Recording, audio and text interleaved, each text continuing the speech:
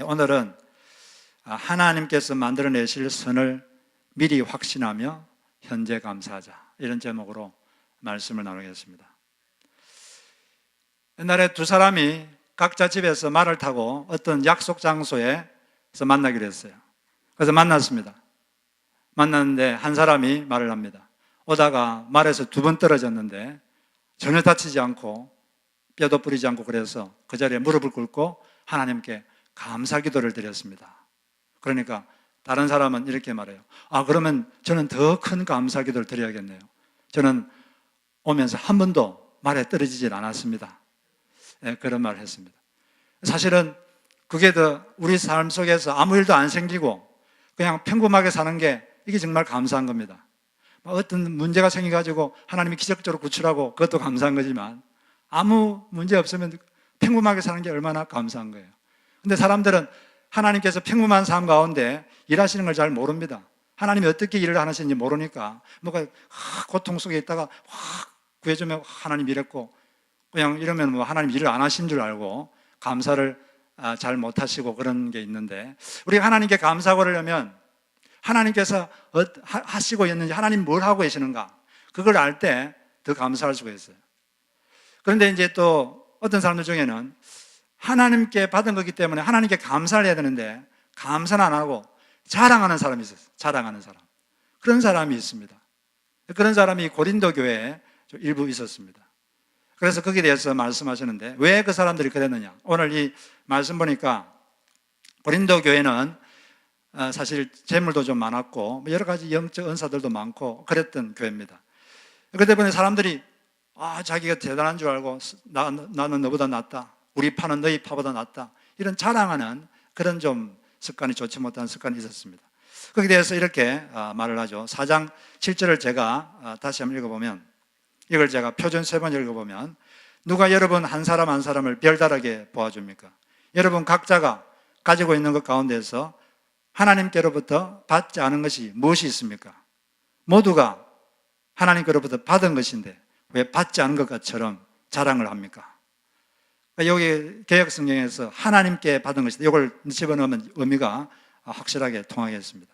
그래서 우리가 하나님께 진정한 감사를 드릴 수 있으려면, 자랑 대신에 감사를 할 수 있으려면 하나님께 받았다는 사실을 우리가 깨달아야 됩니다. 이 4장 7절, 이 고린도서 4장 7절은 우리가 갖고 있는 모든 것이 다 하나님께 어떻게 한 거라고요? 받은 것이다. 하나님께 받았다의 반대말이 뭘까요? 내 힘으로 쟁취했다. 내 실력으로 쟁취했다. 이게 반대말이 되겠죠. 자기 힘으로 했다 이러면은 나는 너보다 나아, 이렇게 할 수 있는 근거제가 되겠지만, 하나님이 그냥 호의로 준 거라면 그렇게 할 수가 없죠. 그럴 때는 그냥 감사밖에 할 수가 없는 것입니다. 물론 하나님은 사람의 노력을 도구로 삼아서 뭘 주십니다. 그러나 하나님이 안 주시면 사람이 아무리 노력해도 가질 수가 없어요. 하나님이 결국 주시는 겁니다. 그러니까 여러분들 삶 가운데 만약 어떤 좋은 것이 있다면 어떻게 생각해야 될까요? 이건 내가 하나님께 받은 것이다, 이렇게 생각하고 감사해야지, 이걸 가지고 남한테 과시하고 이렇게 하면 안 되는 것이죠. 여기서만 이런 말씀하시는 게 아니라 성경 곳곳에 우리가 가진 것들은 다 하나님이 주신 것이다, 여기에 대해서 성경 곳곳에서 똑같은 진술을 하고 있습니다. 그 중에 한 군데가 요한복음 3장인데, 그때 어떤 일이 있었냐면, 그 당시 침례 요한이 이스라엘 나라의 영적 지도자였어요. 그분이 말씀 전하면 사람들이 구름대처럼 모였습니다. 그런데 어느 날부터 갑자기 침례 요한의 집회에 사람들이 오질 않아요. 갑자기 예수란 분이 나타나가지고 예수님이 말씀 전하니까 그쪽으로 다 몰려갔어요. 그러니까 요한의 제자들이, 요한 선생님, 당신께 오던 사람들이 다 예수께로 가버렸습니다. 우리한테는 사람이 오질 않습니다. 그러니까 그때 요한이 뭐라 그랬습니까? 요한복음 3장 27절에 보니까, 하늘이 주시지 않으면 사람은 아무것도 받을 수 없느니라. 사람이 오고 안 오고도 하나님께서 이렇게 결정하신다는 거죠. 그리고 모든 것은 하나님이 주지 않으면 사람이 받을 수 없다, 이렇게 말씀하셨습니다. 그리고 또 야고보서 1장 17절에도 다음과 같이 말했는데 온갖 좋은 은사와 온전한 선물이 다 위로부터 빛들의 아버지의 거로부터 내려오는 것이다. 좋은 은사, 이 선물인데 여러분 삶 가운데 뭐 우리가 대단한 것 같지 않았지만 그래도 뭐 좋은 것 좀 가지고 계시죠? 나는 좋은 건 하나도 없다. 나한테는 좋은 거 하나도 없고 다 나쁜 것밖에 없다. 그렇게 생각하시는 분 계십니까? 뭐 그런 분 없을 거예요. 뭐 그래도 뭔가 좋은 게 있을 겁니다. 뭐 이것도 있고. 그건 누가 준 거죠? 그건 누가? 좋은 것이라고 생각한 건 누가 준 거죠? 빛들의 아버지. 빛들의 아버지께서 우리에게 주신 것이다. 그걸 분명히 알아야 됩니다. 내 힘으로 쟁취한 게 아니에요. 하나님이 주신 겁니다. 다윗도 똑같은 고백을 하고 있습니다. 다윗도 역대상 29장 14절 보니까 그때 이제 성전을 지으면서 헌금을 했는데 그때 이렇게 말했죠. 제가 무엇이며 저희 백성이 무엇이기에 우리가 이렇듯이 기쁜 마음으로 바칠 힘을 주셨습니까? 모든 것이 주님께서 주셨으므로 우리가 주님의 손에서 받은 것을 주님께 바쳤을 뿐입니다. 하나님께 주신 거 그냥 다시 돌려드리는 것밖에 없습니다. 이렇게 고백을 하고 있습니다. 그리고 하나님께는 우리에게 은사도 주시고 재능도 주시고 또 신명기 8장 18절에는 내 하나님 여호와를 기억하라. 그가 내게 재물 얻을 능력을 주셨습니다. 하나님께서 우리에게 재물도 주신 것입니다. 이걸 믿는다면 우리가 뭔가를 갖고 있다면 어떻게 해야 될까요? 고린도 교인들처럼 자랑하지 말고 감사를 해야 됩니다.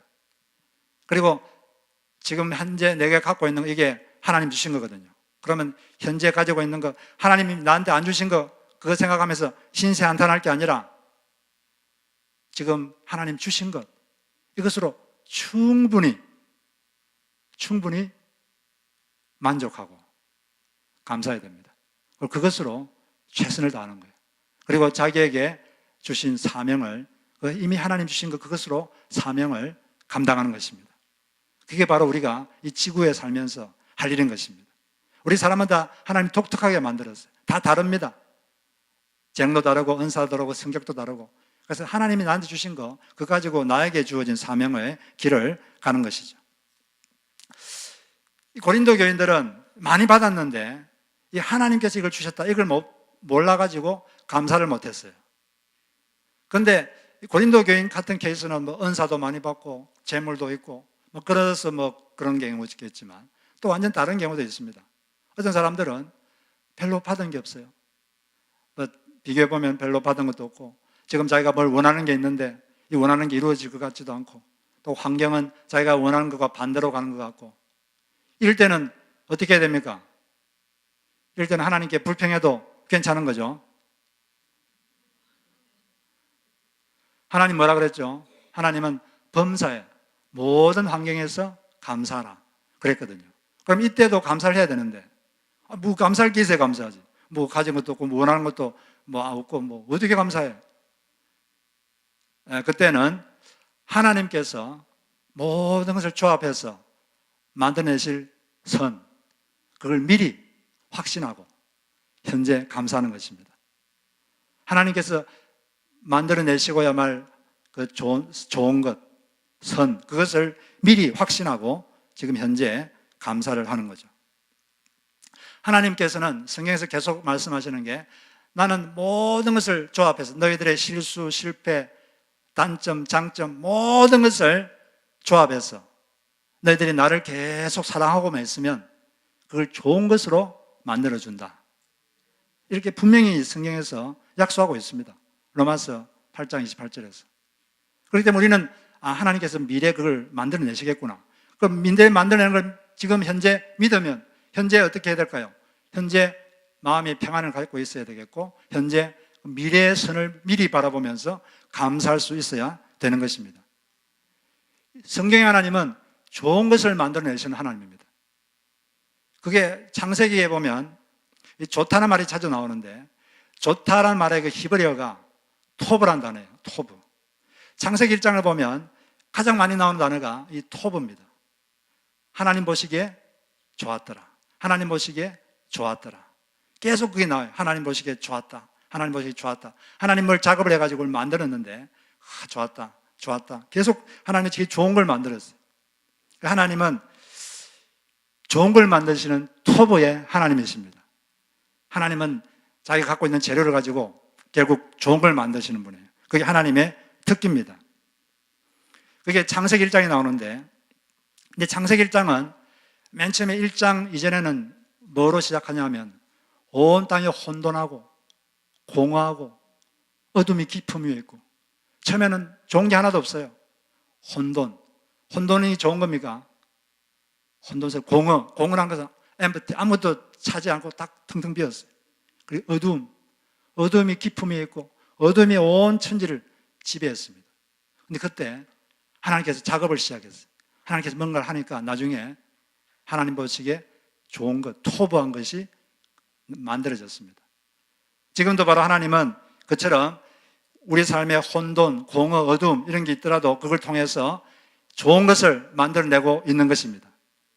하나님의 그 작업은 지금도 계속되고 있는 거예요. 첫째 날도 보시기에 좋았더라. 둘째 날도 셋째 날도 보시기에 좋았더라. 넷째 날, 다섯째 날, 그리고 마지막 여섯째 날 사람을 만들고 나서 보시기에 심히 좋았더라. 지금도 주님은 그 일을 하고 계신 것입니다. 그래서 창세기 1장에서 혼돈, 공허, 어둠, 여기에서 심히 보시기에 좋은 것을 만드신 그분은 지금도 우리 삶에서 좋은 것을 만들어내고 있습니다. 그래서 빌립보서 1장 6절에 보면 사도 바울이 다음과 같이 이렇게 확신을 가지고 선언하고 있습니다.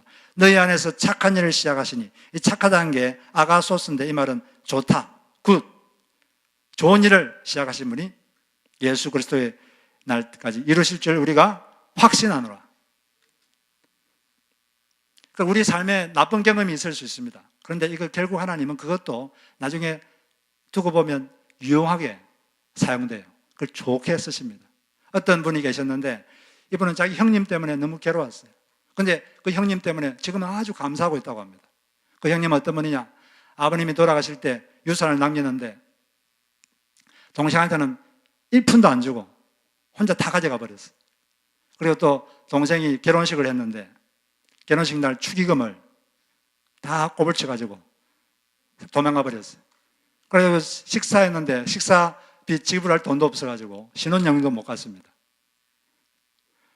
그런데 나중에는 이 형님 때문에 감사하다고 그렇게 고백했어요. 왜 감사하냐 그러니까 자기가 이 사회생활을 해보니까 참 별의별 사람들이 다 있더라는 거죠. 근데 가만히 생각해보면 우리 형님보다는 더 낫다 이렇게 생각하니까 자기가 용서하지 못할 사람이 없는 거예요.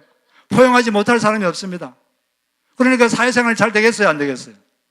너무 잘 되지. 이 사회생활이 다 인간관계거든요. 다 모든 게 다 인간관계입니다. 인간관계가 다 사회생활인데 형님보다는 낫다 생각하니까 뭐 포용하지 못할 사람이 없고 용서하지 못할 사람이 없고 막 그러니까 너무 일이 잘 되고 사회생활이 잘 됐다고 합니다. 그래서 지금은 우리 형님께 참 감사한다 이런 고백을 하고 있는 거죠.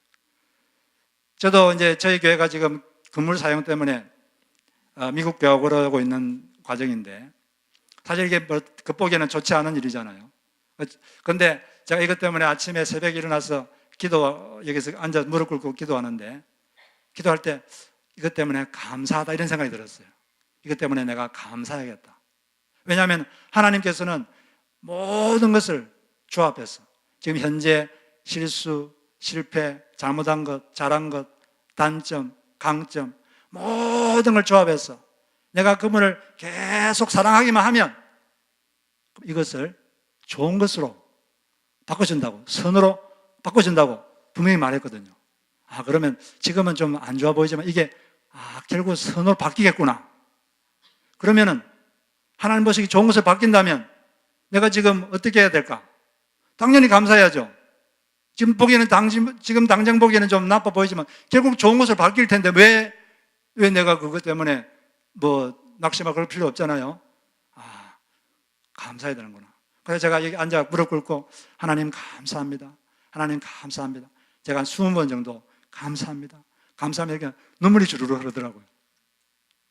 정말 하나님이 감사한 것이구나. 하나님 결국 이것을 좋게 바꿔주실 것이다. 그런 믿음도 더 생겼습니다. 우리의 삶 가운데, 여러분 삶 가운데 사실 살다 보면 좋지 않은 일이 많이 생길 수 있습니다. 그때마다 감사하시기 바랍니다. 왜냐하면 하나님은 하나님이 그 상황을 통제하고 있거든요. 지금 안 좋아 보이는 상황에서 하나님께 감사한다는 것은 그 상황을 하나님께 완전히, 하나님의 주권에 완전히 맡기는 거예요. 당신이 이 상황을 통제하십니다. 이걸 믿는 거거든요.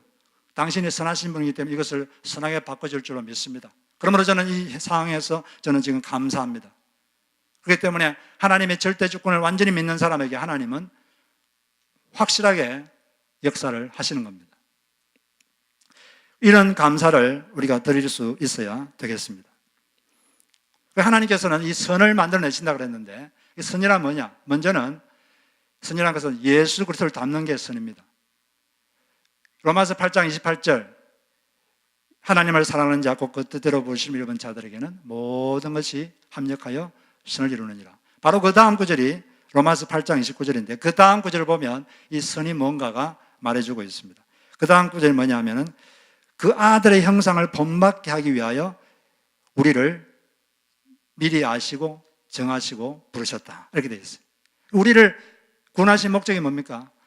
그 아들의 형상, 예수 그리스도를 닮는 것, 닮도록 하기 위해서 우리를 부르신 거예요. 그러니까 하나님은 모든 걸 조합해서 우리가 예수 그리스도를 닮도록 만들어 가십니다. 예수 그리스도의 성품, 또 예수 그리스도의 사역을 계속 계승하도록 우리를 그렇게 바꾸고 그렇게 하는 거죠. 두 번째는 우리의 환경을 변화시킵니다. 그건 우리가 어디서 알 수 있냐면 요셉의 삶을 통해서 알 수가 있어요. 요셉의 삶은 처음에는 혼돈, 공허, 어둠이었습니다. 형님들이 인신매매해서 외국에 자기를 팔아버렸어요. 얼마나 그거 답답합니까? 그리고 또 하지도 않은 일을 했다고, 강간하려고 했다고 모함받아가지고 또 감옥에 갇혀 있었어요. 여러분 같으면 그 마음이 어떨까요? 억장이 무너지겠죠. 그런 일을 그는 많이 당했어요. 그런데 결국 하나님은 그걸 다 바꿔가지고 좋은 것으로 다 바꿔줬습니다. 그래서 나중에 요셉이 자기 인생을 딱 한마디로, 한 문장으로 요약했어요. 나중에는 이제 하나님께서 그를 높은 지에 올려서 많은 세상 사람들을 살리는 일을 했죠. 이렇게 한마디로 요약하셨는데, 창세기 50장 1절 보면 당신들은 나를 해하려고 의도하였으나 하나님은 그것을 선으로, 좋은 것으로 바꾸사 오늘과 같이 많은 백성의 생명을 구원하게 하셨습니다. 바로 환경의 변화, 이게 또 선입니다. 우리를 예수님을 닮은 사람으로 바꾸는 거, 이게 선이고, 또 우리의 환경을 바꾸는 거, 이게 또 선이 되는 거죠. 그런데 이렇게 하나님은 우리의 것을 조합해서 선, 좋은 것으로 바꾸고 가시는데 그 바꾸는 방법이 있어요. 그 방법이 창세기 1장에 나와 있습니다. 창세기 1장을 읽어보시면 보시기에 좋았다 이런 말도 자주 나오고 또 자주 나오는 문장이 있습니다. 그게 어떤 문장일까요? 새해 되면은 성경 다시 읽어봐야 하자고 하다가 창세기 1장은 뻔질나게 읽어보셨을 텐데, 그러면 창세기 1장이 뭐가 많이 나오는지 2장은 안 읽어도 1장은 많이 읽으셨을 텐데 뭐가 많이 나옵니까? 어떤 말이 많이 나오죠? 창세기 1장에서 계속 반복되는 건 하나님이 말씀하심에 그대로 되니라, 하나님이 이르시니 그대로 되니라, 빛이 있으라 말씀하시니 그대로 되니라, 생물이 번성하라 말씀하시니 그대로 되니라, 공중에 큰 광명체가 있으라 말씀하시니 그대로 되니라, 짐승이 종류마다 있으라 말씀하시니 그대로 되니라. 계속 말씀하시니 그대로 되니라. 계속 반복되고 있어요. 그리하여 마지막에는 보시기에 좋았더라. 보시기 좋은 게 어떻게 해서 만들어집니까? 말씀을 재료로 해서 하나님은 선을 만드시죠. 성경이란 것은 간단해요. 하나님이 말씀하신 게 그대로 되는 과정, 그걸 보여주는 겁니다. 하나님이 말씀하시고 약속하신 다음에 이게 어떻게 그대로 되어가는지 그걸 보여주는 거죠. 그게 성경이에요. 아브라함에게 하나님께서 말씀하셨죠. 그게 그대로 되는 과정이 창세기 12장부터 계속 기록되어 있습니다. 하나님이 요셉에게 또 하신 말씀, 꿈을 통해서 하신 말씀, 이게 어떻게 되는지, 그대로 되는지 그게 또 기록되어 있어요. 하나님께서 모세에게 말씀하셨는데 그게 어떻게 그대로 되었는지 이게 또 되어 있죠. 그리고 또 하나님이 엘리야에게 말씀하셨는데 그것이 어떻게 그대로 되었는지 이게 성경에 기록되어 있습니다. 그리고 하나님께서 앞으로 장차 메시아가 어떻게 태어날 것이다. 이걸 말씀하셨는데 그대로 된 것. 이걸 말씀에서 하고 성경에서 하고 있죠. 성경에서 또 뭘 말하고 있습니까? 바로 많은 사람들이 보는 앞에서 하늘로 승천하신 그 예수 그리스도가 이제 곧 이 땅에 다시 재림할 것이다. 이것만 성취되지 않았습니다. 그럼 이것도 될까요? 안 될까요? 네, 그대로 되니라. 그렇게 딱 되는 순간 이제 성경은 완전히 다 100% 완성될 겁니다. 그게 아직 완성이 아직 안 된 거죠. 그래서 이 말씀으로 하나님은 우리의 삶에 선한 것을 만들어가는 거죠. 그래서 우리는 말씀을 붙잡아야 돼요. 내 생각대로 되는 게 아니라 말씀대로 됩니다. 사람의 꿈대로 되는 게 아니라 하나님의 약속대로 되는 것입니다. 내 능력대로 되는 게 아니라 하나님의 말씀대로 돼요. 그렇기 때문에 말씀을 꼭 붙잡고 있는 사람은 반드시 그 말씀이 그대로 됩니다. 그게 성경이고 그 성경이 바로 우리 삶에 그대로 이루어질 겁니다. 그렇기 때문에 말씀을 계속 붙잡고 살아야 돼요. 그러면 하나님의 그 선하심을 여러분이 경험하게 될 것입니다. 그런데 어떤 약속, 어떤 말씀은 조건이 있어요. 조건이 있을 때는 어떻게 해야 될까요? 조건이 있을 때는 그 조건을 지켜야 됩니다. 안 지키면 이루어지지 않아요.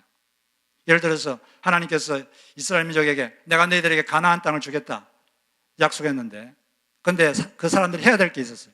그게 뭐냐면 가데스 바나의 제게 왔을 때 하나님께서 그들에게 말씀했어요. 쳐들어가라. 무기를 손에 잡고 쳐들어가라. 그러면 내가 그 땅을 주겠다. 그 조건이 뭐죠? 무기를 잡고 쳐들어가는 거예요. 그냥 그 땅을 발로 밟는 것입니다. 근데 이스라엘 민족은 보니까 성도 높고 이 적군들은 너무 장대하고 안 될 것 같아요. 그래서 그냥 무기를 놓고 땅에 주저앉아 버렸어요. 무기 붙잡고 그들은 그 말씀이 이루어지지 않았죠. 만약 그들이 무기 붙잡고 그냥 가기만 했으면 그 땅을 발로 밟기만 했으면 그 땅을 얻었을 겁니다. 근데 그걸 안 하니까 하나님께서 줄 수가 없었던 거죠. 그래서 우리는 이 말씀을 붙잡고 또 하나님이 조건을 주신 것은 지킬 때 바로 그 말씀하신 대로 그대로 되니라. 그렇게 될 줄로 믿습니다. 그 다음에 두 번째는 창세기 1장을 보면 자주 나오는 말이 분리, separation 이런 단어가 계속 나와요. 빛과 어둠을 나누시니라, 분리시키니라, separation. 또 궁창 아래의 물과 궁창 위의 물로 separation, 나누시니라. 분리, 이 분리란 말이 자주 나옵니다. 하나님은 분리를 통해서 우리 삶에 좋은 것을 만들어 가십니다. 왜냐하면 우리 인간에게는, 우리 사람에게는 선과 악이 같이 공존하거든요. 빛과 어둠이 공존합니다. 예를 들어서 우리가 남들에게 구제를 하잖아요. 구제하는 건 좋은 겁니까? 안 좋은 겁니까? 좋은 거죠. 빛이죠. 이건 선이고. 근데 동시에 남에게 구제하면서도 밑바닥에 어둠이 있을 수가 있습니다. 나는 구제하는 사람이야. 난 이 정도야. 난 너보다 더 나아. 이런 마음이 있을 수 있어요. 이걸 보고 예수님은 다음과 같이 말했어요. 마태복음 6장 1절에 사람에게 보이려고 그들 앞에서 너희 의를 행치 않도록 주의하라. 그리하지 아니하면 하늘에 계신 너희 아버지께 상을 받지 못하느니라. 이런 이제 어두움과 빛과 어둠을 분리시키는 거죠. 그럴 때 진짜 그 사람이 빛이 됩니다. 그리고 또 하나님의 계명을 지키는 것은 빛입니까? 어두움입니까? 빛이죠. 그건 선이죠. 근데 하나님 계명을 지키면서 동시에 그 사람 속에 어둠이 같이 있을 수 있어요. 그 어둠이 뭐냐면 자기처럼 계명을 지키지 못하는 사람을 정죄할 수가 있습니다. 그건 어둠이죠. 이 빛과 어둠이 같이 공존할 수가 있습니다. 그때 하나님은 이 빛과 어둠을 분리하는 작업을 해요. 이 분리를 해야 하나님 보시기에 좋은 게 나오기 때문에 분리를 하십니다. 분리 작업을 반드시 거칩니다. 요셉은 어릴 때부터 계명을 잘 지키는 아이였습니다. 청년 때도 하나님 계명을 잘 지켰어요. 그리고 어떤 여인이, 아름다운 여인이 끊임없이 유혹해도 알뜰하게 그 유혹을 물리쳤어요. 왜냐하면 하나님의 시선이 두려웠습니다. 내가 어찌 하나님 앞에서 득죄하겠습니까? 그러고 알뜰히 유혹을 다 물리쳤습니다. 그런데 이 요셉에게는 어둠이 있어요. 그게 뭐냐면 자기처럼 계명을 지키지 못하는 사람, 자기처럼 말씀을 못 지킨 사람을 정죄하는 게 있었어요. 그래서 어릴 때 이 습관 중에 하나가 뭐냐면 창세기 37장 2절에 보면 요셉이 형님들의 잘못을 아버지에게 말하더라.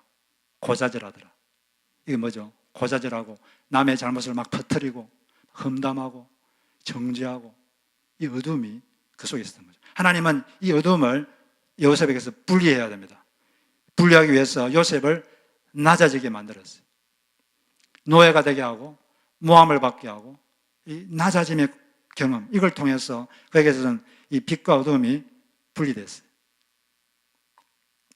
나중에 이제 총리가 돼가지고 자기를 노예로 팔아버린 형님들을 다시 만났을 때 사람이 바뀌었어요. 어떻게 바뀌었냐면 그 형님들을 보고 울었습니다. 자기를 팔아버린 형님들 보고 분을 낸 게 아니라 형님을 보고 울었어요. 창세기 42장 24절 보니까 요셉이 형님들을 떠나가서 울고 다시 돌아와서 형님들과 말하였더라. 형님들을 보고 화를 낸 게 아니라 울었습니다. 예수의 사람은 다른 사람의 잘못을 볼 때 분노하는 게 아니라 통곡합니다.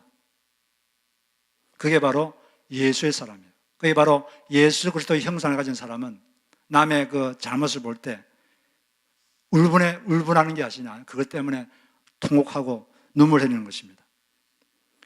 바로 이처럼 요셉의 삶에서 빛과 어둠이 분리된 거예요. 그래서 요셉은 빛이 됐고 요셉을 통해서 많은 사람들이 요셉을 통해서 구원을 받고 생명을 얻게 된 것입니다. 하나님은 이처럼 낮아짐의 경험을 통해서 이 분리 작업을 하시는 거죠. 이것은 이 선택 과정이 아니라 필수 과정입니다. 예수님 말씀대로 살려고 노력하면 반드시 낮아짐의 경험을 반드시 경험합니다. 어떨 때는 굴욕적인 경험을 할 때가 있습니다. 모욕을 당할 때도 있습니다. 여러분 그런 적 있습니까? 없습니까? 저만 그렇습니까? 여러분들은 남에게 굴욕당하거나 모욕당하거나 억울한 일을 당하거나 그런 적 없습니까? 그게 다 하나님의 훈련 프로그램입니다. 필수 과정이에요. 반드시 예수의 사람은 반드시 그것을 거치게 됩니다. 그러지 않으면 우리 속에 있는 죄성의 껍질이 벗겨지지가 않거든요. 빛이 되지가 않거든요. 그래서 좋은 것이 되지 않기 때문에 반드시 그 작업을 거치게 됩니다. 반드시 그 속에 있는 죄성의 껍질, 이기의 껍질, 이걸 반드시 하나님께서 한 껍질씩 반드시 벗겨내게 돼요. 이것은 낮아짐의 경험을 통해서 벗겨지는 것입니다. 그냥 벗겨지지 않아요. 다윗도 마찬가지예요. 다윗도 압살롬이 반란을 일으켰습니다. 쿠데타를 일으켰어요. 그래서 막 신발도 못 신고 도망가고 있었어요.